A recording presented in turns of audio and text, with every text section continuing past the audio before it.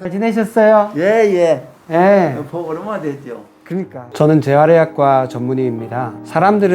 의사들은 아프지도 힘들지도 않을 거라고 생각하지만 의사도 사람이니까 종종 여기저기가 고장나곤 합니다.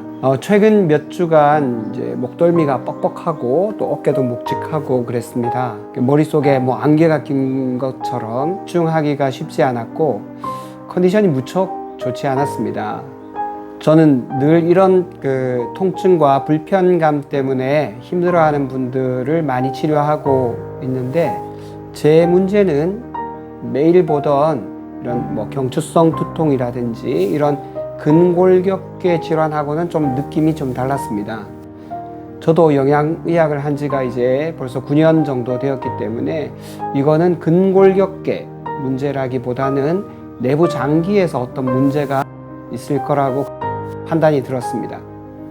그래서 얼른 내과에서 상담하고 이제 혈액 검사를 받았습니다. 그리고 저는 고지혈증이라는 진단을 받았습니다.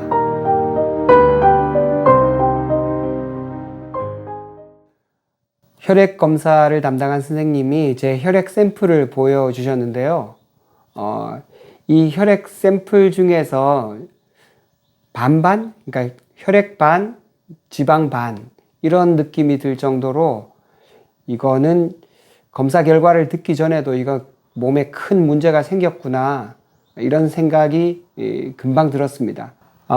진짜 저런 피가 내 몸속에 돌아다니고 있었다니 저게 도대체 내 피가 맞나 싶은 이런 생각이 들고 실감이 나지 않더라고요. 제가 안 죽고 아직 살아있다는 게 오히려 더 신기했습니다. 개인적으로는 유전적 요인하고 운동 부족이 가장 큰 원인이라고 생각했습니다. 먼저 유전적으로는 이제 저의 부모님 중에 한 분은 고혈압, 협심증, 결국 이제 돌아가실 때도 심근경색으로 돌아가셨고요. 또 한 분은 이제 당뇨, 고지혈증, 그리고 이제 간경변 이런 병들이 있었어요.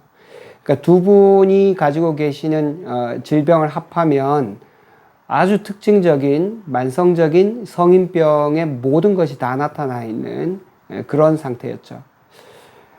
물론 부모님이 이런 성인병을 앓고 있다고 해서 반드시 제가 그러리라는 보장은 없지만 확률이 무척 높아지는 것은 사실입니다. 그리고 부모님의 이제 식생활 패턴이라든지 생활 습관 같은 것도 당연히 어려서부터 제가 많이 따라해서 그런 습관이 들어 있었을 것이죠. 분명한 것은 좀 더 철저하게 관리를 미리 했어야만 된다는 것이죠. 또 변명을 하나 더 하자면 작년에 이제 코로나 사태가 터지면서 이제 운동을 좀 게을리한 것입니다. 특별히 이제 겨울철 되면서는 운동을 제대로 거의 못했습니다. 이제 날씨가 좋을 때는 그래도 뭐 마스크 쓰고라도 밖에 나가서 운동을 좀 할 수 있었는데 보통은 겨울에 추우면은 제가 실내에서 피트니스 센터나 이런 데서 운동을 하는데 작년에는 좀 그러기도 어려운 상황이라서 거의 운동을 못하고 한 5, 6개월을 그냥 보낸 셈입니다. 운동을 열심히 할 때는 몸이 그런 대로 좀 봐줄 만은 했습니다.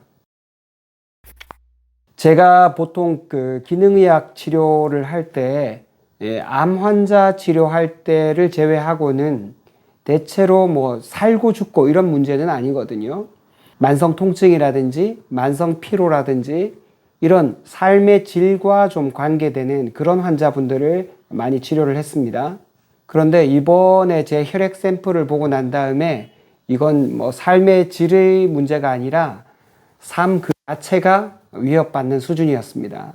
그래서 일단은 살고 봐야 되겠다 이런 마음으로 제 생활 습관을 하나하나 다시 점검하고 위험한 문제가 어떤 것이 있는지 다시 살펴보기 시작했습니다.